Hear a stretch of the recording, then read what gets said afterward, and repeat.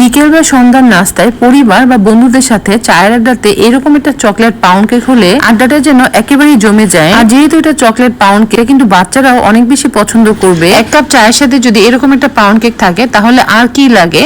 শুধুমাত্র 2টা ডিম দিয়ে আমি এটা তৈরি করি। আমি পাউন্ড কেকের রেসিপিটা খুব সহজভাবে শেয়ার করার চেষ্টা করেছি, যাতে যে কেউ একবার দেখলেই পায়। তো চলুন আমরা মূল রেসিপি দেখে আসি। আসসালামু আলাইকুম everyone, welcome to purple cooking and craft. তো প্রথমে আমি এখানে ময়দা নিয়ে নিব 2/3 কাপের মতো।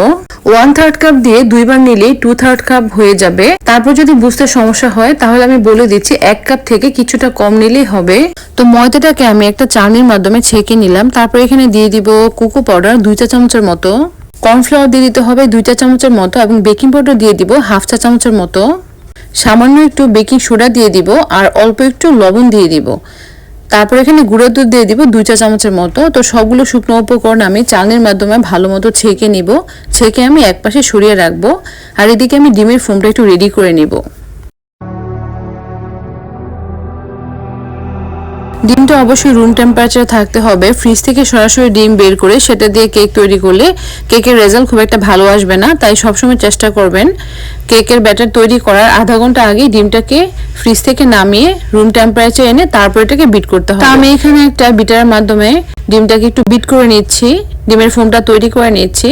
তো পাউন্ড কেকের ক্ষেত্রে সবসময় যে বিটার দিয়ে করতে হবে এরকম কোনো কথা নেই। আপনারা চাইলে হ্যান্ড হুইস্ক দিয়ে এটা করতে পারেন। মানে পাউন্ড কেকের ক্ষেত্রে ডিমের ফোমটা খুব একটা পারফেক্ট হওয়াটা অত জরুরি নয়।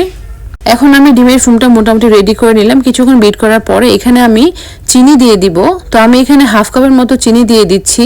আপনারা চেষ্টা করবেন 1/2 কাপের মতো চিনি দেওয়ার জন্য। আর যেহেতু এটা চকলেট কেক, এটাতে একটু চিনি পরিমাণটা বেশি লাগবে, তাই 1/2 কাপ থেকে কম দিলে এটা কিন্তু খুব একটা মিষ্টি হবে না।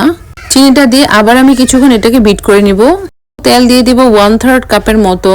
পাউন্ড কেকের মধ্যে 2 ডিমের জন্য আমার মনে হয় 1/3 কাপের চেয়ে বেশি তেল দিলে এটা কখনোই খুব একটা ভালো হবে না বা ভালো রেজাল্ট পাওয়া যাবে না।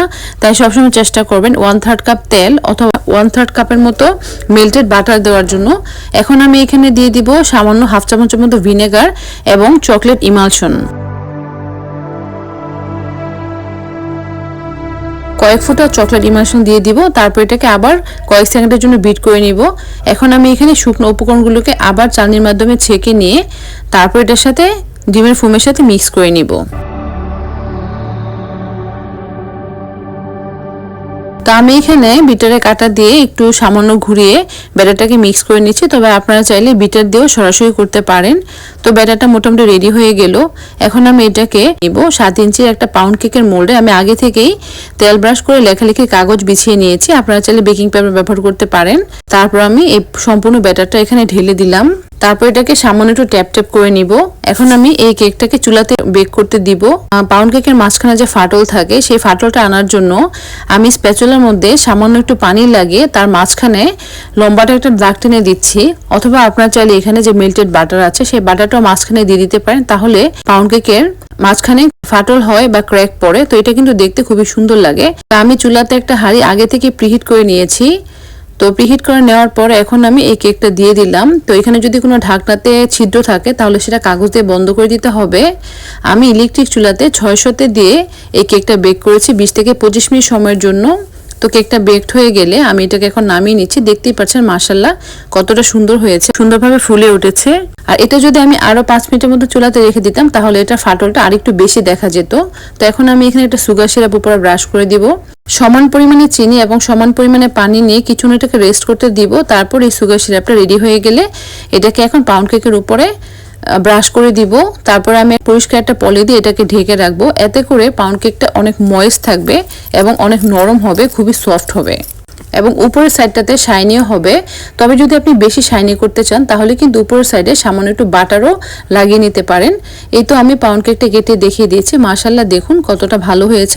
বিকেল বা সন্ধ্যার নাস্তা 1 কাপ চায়ের সাথে কিন্তু এই ধরনের পাউন্ড কেক হলে আর কিছু লাগে না। তো আশা করি আমার রেসিপি দেখে আপনারা বাসায় চেষ্টা করবেন। আর আমার ভিডিও ভালো লাগলে একটু লাইক করে দিবেন, আমার ফেসবুক পেজটাকে ফলো করে দিবেন, আমার ইউটিউব চ্যানেলটাকে সবাই সাবস্ক্রাইব করে দিবেন। সবাই বেশি ভালো থাকবেন। আল্লাহ হাফেজ।